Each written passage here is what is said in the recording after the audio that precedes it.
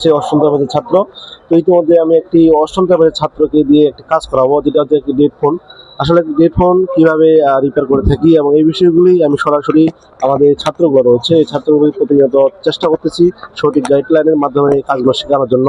ঠাকুরের প্রথমে আমি নিয়ে আসলাম নতুন একটি সিলেবাস, এই সিলেবাসের মাধ্যমে মোবাইল ফোন সাইডে শিখাই। তো চলেন আমি আজকে আমার এই ফোনটিকে আমার ছাত্র এই কাজটি করবে। তো চলেন ভিডিও দেখে আসি। ওকে, ফার্স্ট টাইম এভোমিটার দিয়ে চেক করতে হবে যে আসলে ফোনটি কি অবস্থায় আছে।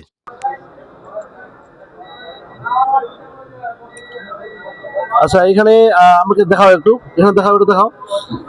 এই যে ব্যাটারি কানেক্টর, এই ব্যাটারি কানেক্টর কি দুই পাশে ভিপ দিচ্ছে? একটু পরিমাপ করে দেখাও। দেখি।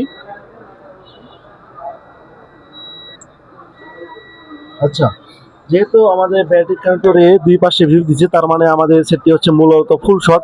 তো এখন এই ফুল শটটি কিভাবে সমাধান করবে আমরা সে বিষয়ে দেখবো। তো এখন স্মোক থেরাপি দাও।